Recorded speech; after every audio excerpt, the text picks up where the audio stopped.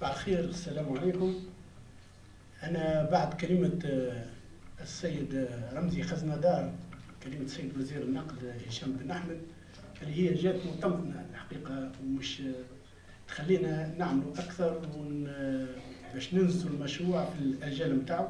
دونك سي رمزي طمنا على مستقبل المشروع من ناحية التمويل، من ناحية التزام الدولة والحكومة بإنجاز هذا المشروع في الأجال نتاعو.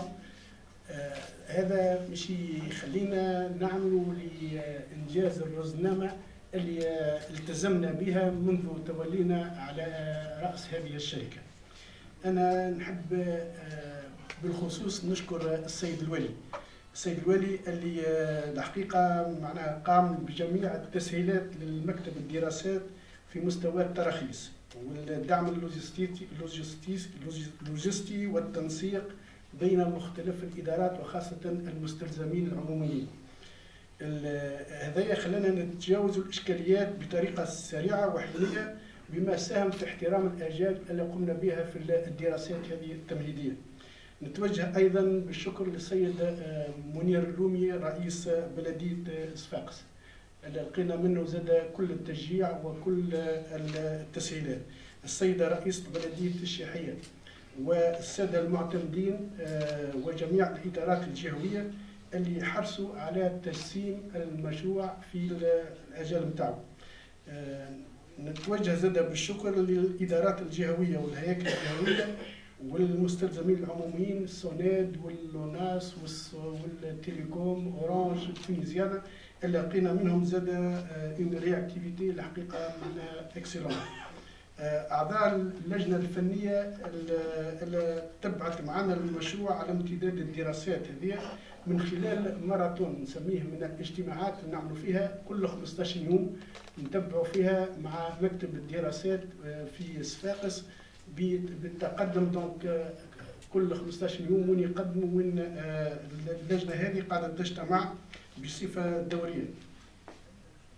بفضل جميع ما دخلوا في المشروع دونك احنا استكملنا الدراسات اللي هي في الحقيقه راهو دراسات في غايه من التعقيد، ماهيش دراسات سهله وفيها خصوصيات وفيها معناها دي تكنيسيتي ودي تكنيك دو بوينت. السيد المعتمد الاول احنا كان تتذكر مع تحت اشراف السيد الوالي اشرف السيد الوالي وسيادتك والسيد النائب زاد كان معنا والسيد الكاتب العام مع السيد العميد شوقي الطبيب على معناها ابرام الصفقه بتاريخ 20 فبراير 2019 وقع امضاء العقد في نفس القاعه هذه. واحنا توا اليوم عندنا براتيكومون عام دونك باش نقدموا فيها كالنتائج الفنيه هذه للخط 1. هذا يأكد انه كما قال السي رمزي في كلمه السيد الوزير فما اراده سياسيه قويه على المستوى المركزي وعلى المستوى الجهوي لانجاز وتسيير المشروع. الشركه حرصت منذ انطلاق الدراسات على اعتماد مقاربه تشاركيه من خلال تشريك جميع الاطراف المعنيه من مجتمع مدني واعلام ومواطنين باطلاعهم على مستجدات المشروع من خلال المصادقه على مخطط اتصالي يعتمد على عديد المحامل الاتصاليه بهدف نشر المعطيات بطريقه حينيه وشفافه وبشكل متاح لجميع الاطراف. كما تم تنظيم عديد التظاهرات على غرار الاجتماع مع ممثلي المجتمع المدني، كذلك وقع اجتماع مع وسائل الاعلام. ركزنا خيمه ميدانيه بباب الجبلي اضافه الى مبادرات نموذجيه. هذا خلاها تخلقت ديناميكيه حول المشروع على غرار ما قمنا به من تصويت في تصاميم العربات. المقاربه المعتمده واللي تقوم على التخطيط والمتابعه حسب الاهداف والرزنامه بالتوازي مع سياسه اتصاليه تشاركيه ساهمت في نجاعه الدراسات المنجزه على مستوى الاجال والمضامين وجوده المخرجات. احنا في الدراسات هذه قمنا بها من على 3 هياكل. هناك هيكل اللي هو كما قلنا بكري اللجنه الفنيه للمتابعه والتثبت من المطابقه مع كراسات الشروط، هذا على مستوى الجهوي.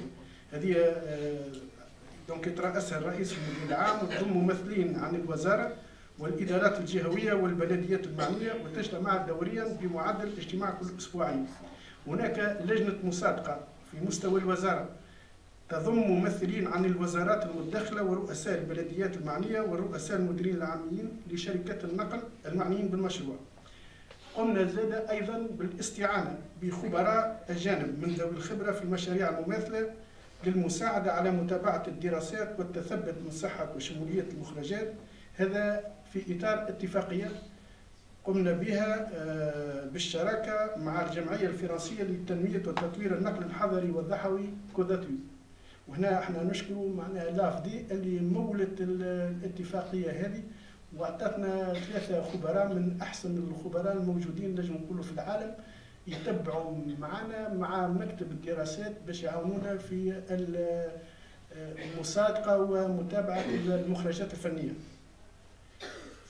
في هذا الإطار تتنزل الاستشارة العمومية اللي تنطلق اليوم، واللي أذن أعطاها إشارة الانطلاق نتاعها السيد وزير النقل لتمكين العموم من الاطلاع على نتائج الدراسات والتفاعل معها مع إبداء الرأي وتقديم المقترحات والمشاركة في أخذ القرارات تكريسا مبادئ الشفافية والتشاركية في تصور وإنجاز المشروع. مانيش دونك رمزي تكلم على 8 فضاءات قارة اللي هي مش تقع فيها الاستشارة، وتنظيم 4 اجتماعات مع المواطنين. فما الاجتماع اللي بعد هذا مش يكون في بلدية صفاقس يوم السبت 9 فبراير، فما اجتماع آخر مش يكون مع العموم بالدائرة البلدية بحي الحبيب يوم 16 فبراير، ويوم 23 فبراير ببلدية الشيحية، وهناك اجتماع أخير في آخر فبراير أو في أول مارس مش يكون مع الجامعيين والباحثين والطلبة. قمنا بالتعاون الحقيقة زاد مع مكتب الدراسات بإعداد فيديو ثلاثي الأبعاد يجسم الخط الأول في جميع مكوناته وخصائصه وشاق عرضه بعد تقديم مكتب الدراسات لنتائج الدراسات. تجدر الإشارة أنه زاد بمجرد انتهاء الاستشارة العمومية اللي باش تكون في 9 مارس سيتم تجميع المعطيات والتفاعلات والمقترحات المضمنة بالسجلات. السجلات فما في كل مركز فما سجل ينجم كل مواطن يحط فيه ملاحظاته ويحط فيه اقتراحاته في يخص الدراسات اللي تعرض. دونك احنا نعمل تقرير تفصيلي يقع خلال الأسبوع الثالث من شهر مارس 2019 ويقع إرفاقه إلى للمسابقة إلى وزارة النقل. في هذا الإطار يتوقع عرض ملف المسابقة على لجنة المسابقة نهاية شهر مارس 2019 وإعطاء الإذن الإداري لانطلاق الدراسات التفصيلية وإعداد ملفات العروض في شهر ماي 2019، على أن يتم نشر إعلانات طلبات العروض للأشغال والتجهيزات والمعدات في مفتتح سنة 2020 لتنطلق الأشغال نهاية السداسي الأول من نفس السنة. الرزنامة هذه تعتبر الحقيقة واقعية وقابلة للإنجاز.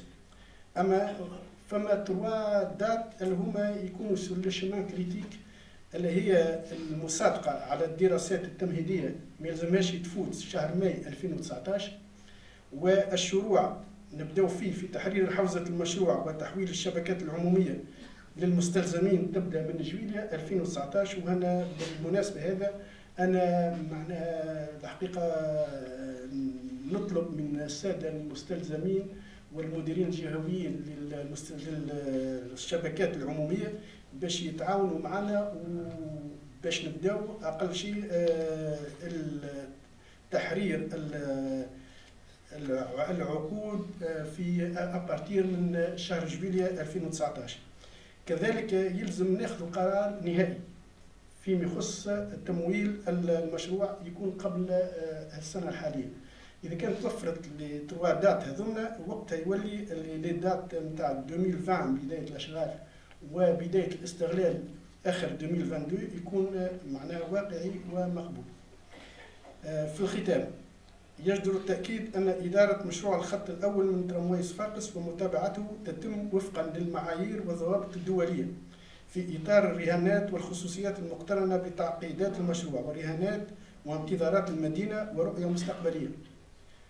وقد بلغنا اليوم شوطا متقدما في مسار التجسيم وتنفيذ المشروع، باعتبار أن المصادقة على الدراسات التمهيدية تعني بداية العدد التنازلي لانطلاق الأشغال. دونك هنا احنا الحقيقة في مرحلة هامة في إنجاز وتسييم المشروع. احنا الشركة اللي ديما نذكر بها عمرنا توا 2.5 سنين. يعني ما كونت الشركة وبدينا نخدموا عندنا 1.5 عام بري. اعترضتنا صعوبات ووفقنا في تجاوزها بفضل التعاون الكبير بين كافة المتداخلين. في المراحل القادمة زاد مش تعرضنا صعوبات أكيد، لكننا قادرون حتما على تجاوزها وتحييدها بفضل الإرادة الوطنية والجهوية لتسيير المشروع، من خلال الاصطفاف جميعا وراء المشروع، مستفيدين من تراكم الخبرات وحماسة الفريق المشرف على إنجاز المشروع. وأنا بالمناسبة هذا نتوجه بالشكر زاد لكامل فريق الشركة اللي هما الحقيقة الشركة المترو الخفيف بصفاقس. احنا الكل في الكل بالسواق وبالفام دي ميناج 14 ولا 15. دونك فما مجهود كبير، فما شكون يشتغل معنا 14 و 15 ساعة يوميا. حقيقة فرصة أنا ما عمري ما شكرتهم، فرصة نشكرهم في المناسبة هذه السيد محمد لبوي.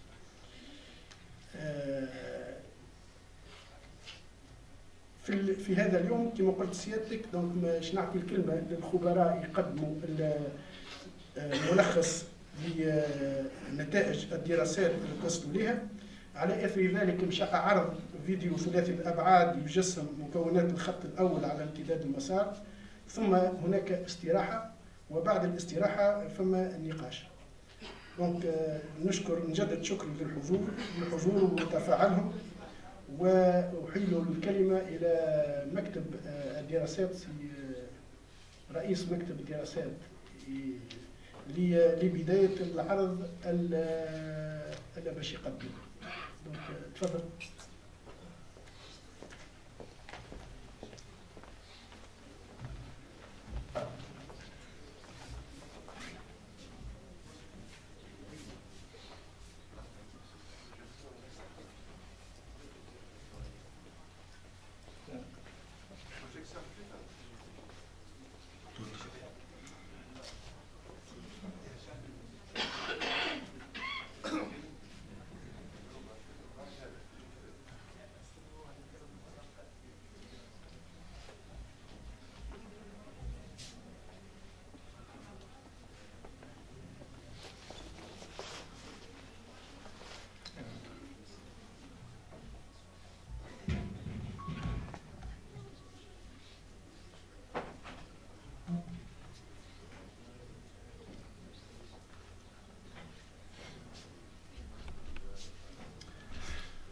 Bonjour à toutes et à tous.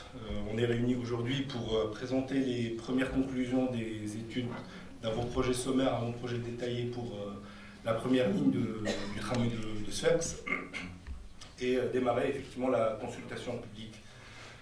Le sommaire de la présentation, donc moi je vais commencer avec une introduction générale sur le projet, sur le réseau de TCSP, de transport en commun en site propre de la ville de Sfax, qui sera suivi par la suite par les présentations un peu plus techniques, donc de l'étude de transport, l'insertion et aménagement urbain, le système de transport, l'environnement, et puis à la fin, il y aura une vidéo d'une quinzaine de minutes avec en 3D une représentation du projet.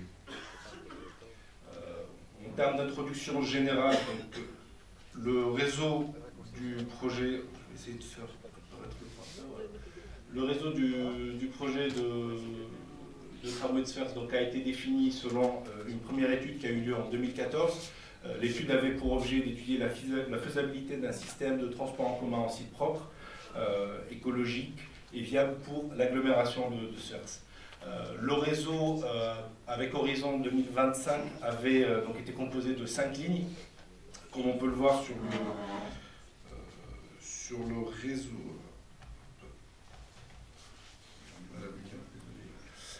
Donc 5 lignes donc, qui sont représentées sur la carte à droite. La première ligne, donc T1, qui est objet en fait, qui est l'objet de l'étude en cours, donc qui part de l'aéroport et qui arrive vers Cité El Ons, en passant par le centre-ville et en empruntant l'avenue des Martyrs et la route de Tagnoul. Ensuite, en deuxième phase, donc la ligne T2 qui fait 10,5 km, donc qui part de Grenda et qui arrive au centre-ville, donc ce qui nous fait 2 lignes de tramway avec environ 33 km. Le réseau sera complété par ce qu'on appelle des lignes de BHNS, donc c'est du bus à haut niveau de service, des bus en site propre, pareil environ 36 km.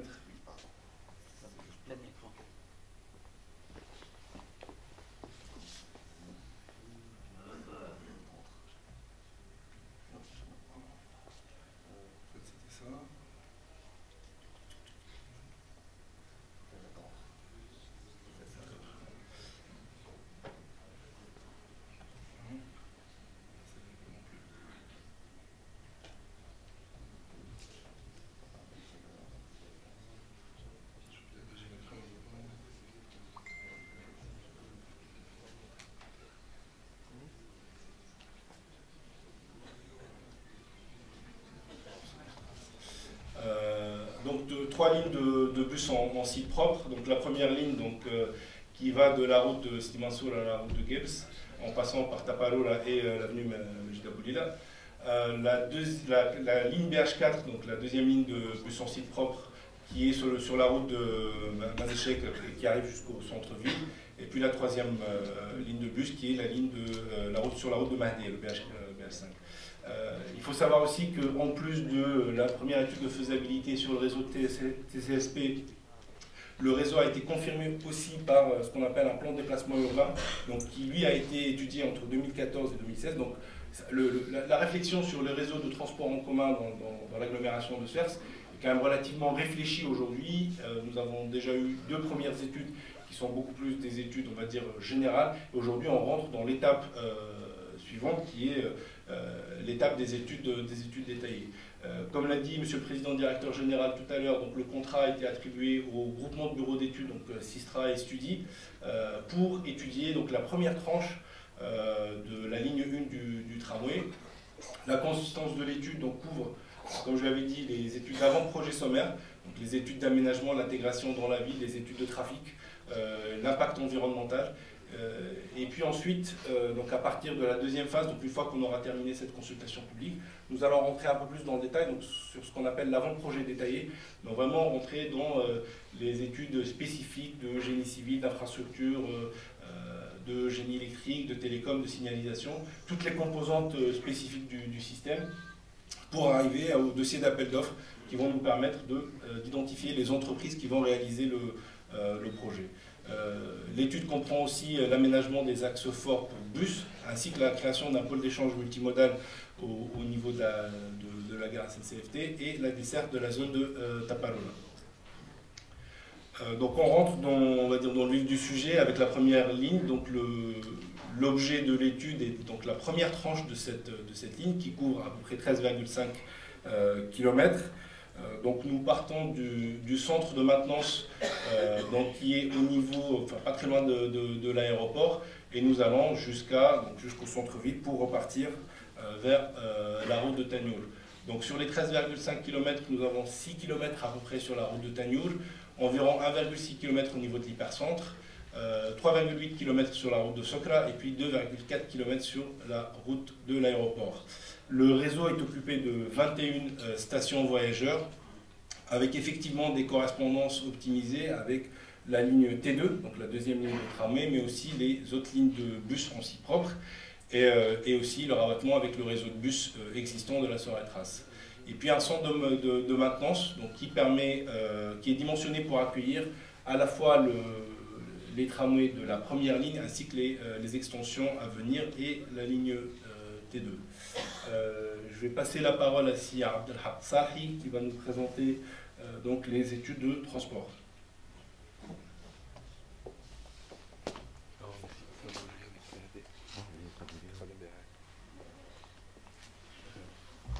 بسم الله الرحمن الرحيم. عبد الحق صاحي مكتب دراسات ستودي.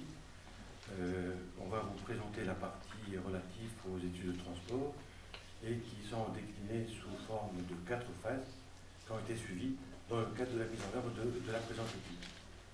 Alors, les aspects de transport ont traité de 4 éléments différents, mais qui se complémentent. La première partie a traité de ce qu'on appelle le reporting cartographique. Il s'agit notamment de parcourir la ligne T1, ou l'itinéraire de la ligne T1, et de reporter tout ce qui est possible en disant avec le trafic et les flux de transport. Ensuite, il s'agit aussi d'évaluer le trafic dans la situation actuelle. C'est la raison pour laquelle une campagne de comptage et d'enquête origine-destination ont été effectuées le long de la ligne T1. Ensuite, il s'agit de trouver le trafic dans la situation actuelle. Mais pour ce faire, il faut, c'est ce qu'on avait retenu de suivre, mettre en œuvre un modèle de transport qui permet d'évaluer le trafic à l'échelle du grand sphère. C'est la phase numéro 3. Ensuite, il faudrait affecter le trafic du grand sphère sur les lignes du réseau projeté, et c'est l'étape numéro 4 qui s'appelle modélisation de trafic futur et l'affectation de la demande future du trafic. Donc 4 phases en tout qui ont permis d'arriver à la partie relative au trafic en 2040. Donc, relativement aux aspects reporting cartographiques, la partie qui a été analysée dans ce domaine porte sur certains éléments, et notamment tout ce qui est en relation avec la caractérisation de l'environnement socio-économique, de l'itinéraire de la ligne. الواحد يحب يعرف المكان اللي تصير فيه الخط رقم 1 شنو هما الاماكن اللي qui génèrent du trafic et qui permettent de les prendre en compte dans l'analyse. C'est ça ce qui est donc l'identification des principaux pôles générateurs et récepteurs de déplacement. Ensuite, on prend aussi en ligne de compte le réseau routier des principaux nœuds qui vont être le support pour permettre le passage simultané du tramway et du réseau routier avec la circulation. Ensuite, il s'agit aussi d'apporter tout ce qui est en lien avec les conditions de circulation et de transport dans la situation actuelle. Et ceci a été effectué par des séquences géographiques de 500 mètres chacune. Donc les éléments qui ont été reportés relatifs aux aspects trafic portent sur notamment l'emprise, en particulier la largeur façade à façade, le nombre de voies de circulation, les respects des retraits réglementaires, la typologie des bâtiments, l'état de la route, la signalisation, les abris pour bus et le trafic en section courante. On a reporté aussi des activités économiques, des pôles récepteurs de déplacement, des activités commerciales et aussi des activités industrielles. Ensuite, les équipements socio-collectifs avec les hôpitaux, les universités, les lycées et les écoles. On reporte aussi les questions relatives au stationnement, la disponibilité des places de stationnement, l'impact de la circulation routière, la typologie d'usagers, etc. Ensuite, on reporte les intersections importantes, la typologie des carrefours, le trafic en heure de pointe, le trafic en conflit direct avec la ligne T1 et aussi la signalisation. Par rapport à la deuxième partie de l'étude et qui porte sur la campagne de comptage OD, donc une bonne partie de l'itinéraire a été parcourue par les ingénieurs qui ont travaillé sur les possibilités de mesure du trafic et d'évaluation de la circulation le long de la ligne T1. Et sur cette base, donc, on avait effectué une enquête origine-destination sur le réseau routier. Ça nous permet de mesurer le trafic le long de la ligne, mais notamment partie routière. Ensuite, on avait effectué aussi une campagne de montée-descente et une enquête origine-destination sur les lignes de la Soré-Trace. Et le long de la route Téniour, on avait effectué une enquête de stationnement. Donc ceci nous a permis d'apporter un certain nombre d'éléments tels que vous pouvez l'examiner. Les flux sur l'itinéraire de la ligne T1, ils sont évaluée à peu près à 30 000 véhicules jour. Et la période de pointe du soir,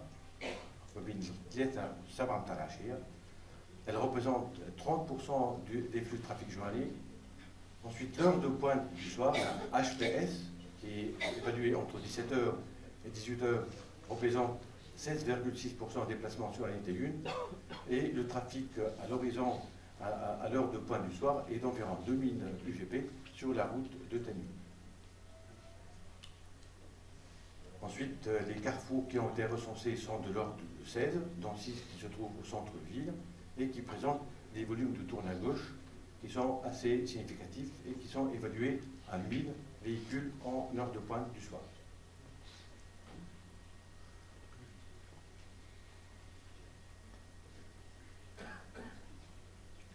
Et puis 4 autres chiffres qu'on peut garder à l'esprit. Il faut aussi noter que le déplacement s'effectue en particulier pour des questions de motifs de domicile du travail, avec 57%, et suivi par le motif personnel, avec 26%. Ensuite, 77% des usagers se déplacent au moins une fois par jour. Et lorsqu'il s'agit aussi d'évaluer le trafic transit, parce que c'est important, et qu'on puisse le prendre en compte, lorsqu'il s'agit d'insérer la unité 1, donc le trafic transit présente des chiffres qui sont les suivants. Sur la route Tenu, évalué à peu près à 10%, et sur la route d'aéroport, évalué environ à 30%. Et il faut noter que 91% des voyageurs enquêtés sont tous favorables à l'utilisation de la ligne T1.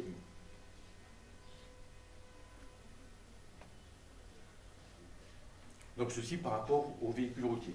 Par rapport au trafic des transports en commun, de la Sorétrace, la Sorétrace gère en période de pointe du soir, autour de 23 000 déplacements, et le motif qui est le plus évoqué est celui du domicile-travail, avec 50% en moyenne. Il y a des lignes qui se trouvent sur la voie de la T1, en particulier la ligne 7, la 14 et la 15, et leur contribution dans le trafic global, il est de l'ordre de 25%, ce qui est à peu près de l'ordre de 9 000 passagers. Enfin, 95% des enquêtés trouvent que le nouveau tramway constitue une solution à la congestion et sont prêts à utiliser ce nouveau mode de transport.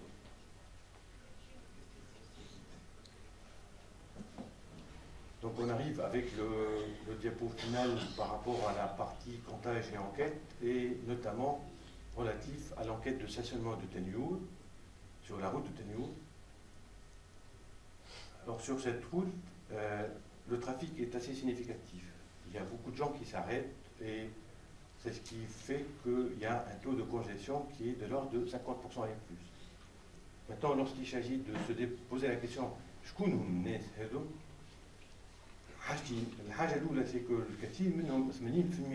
un trafic, donc une grande part de stationnement qui est visiteur, donc la يجي ويخدم ويعدل هذا 80%. واللي يجي يخلي السيارة نتاعو وقت. Donc vous avez un taux de rotation moyen à faible. Avec l'arrivée du tramway, en principe, une bonne partie d'entre eux sont suggérés pour qu'ils puissent prendre le tramway au lieu de prendre leur véhicule, compte tenu du fait que la plupart d'entre eux, ils se déplacent pour des motifs professionnels.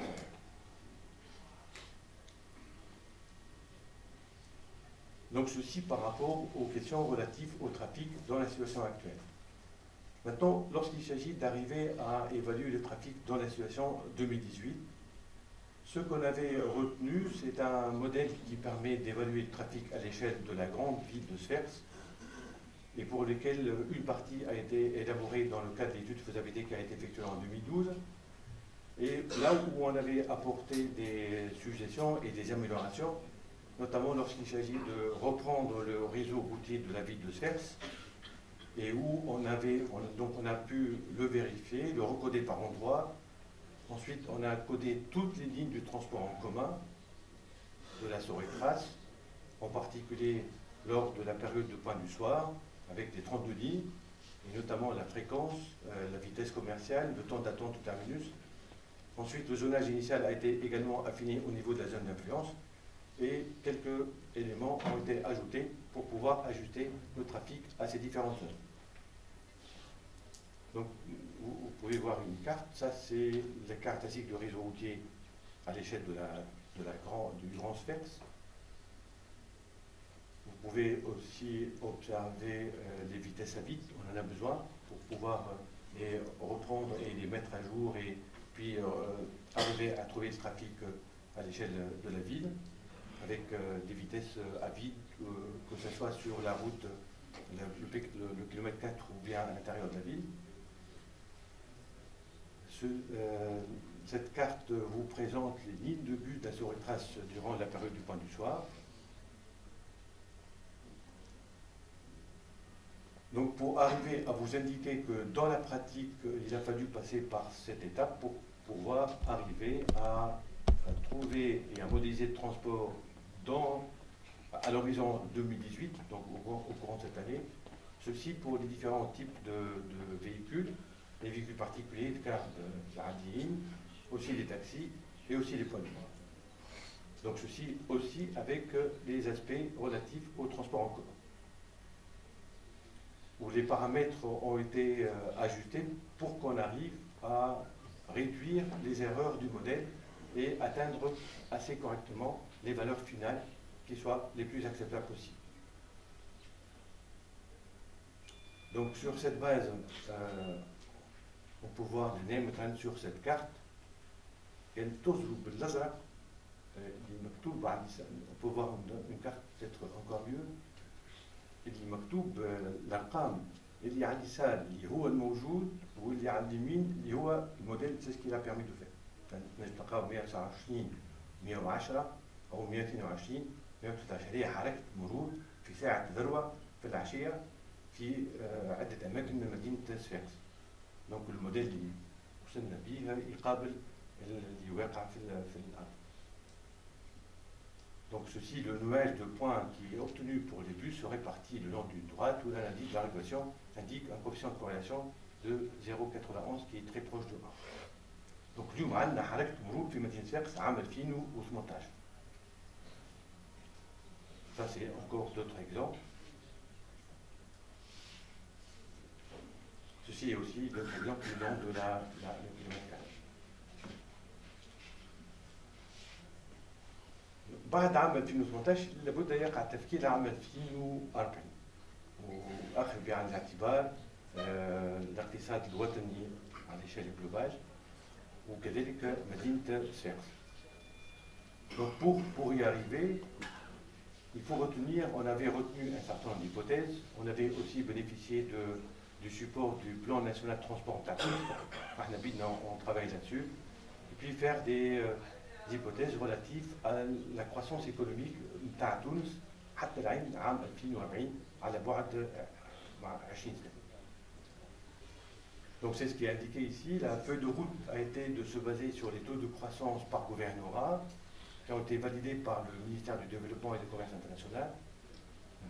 Il y a pas mal de scénarios. Pour ceux qui ça les intéresse, il y a un scénario soit qui prennent en considération la situation actuelle sans beaucoup de développement, ça vous donne un scénario tendanciel, ou bien des scénarios qui donnent en plus des possibilités pour les gouvernements de l'intérieur et qui justement ont été retenus dans le cadre de cette étude et qui ont été retenus aussi par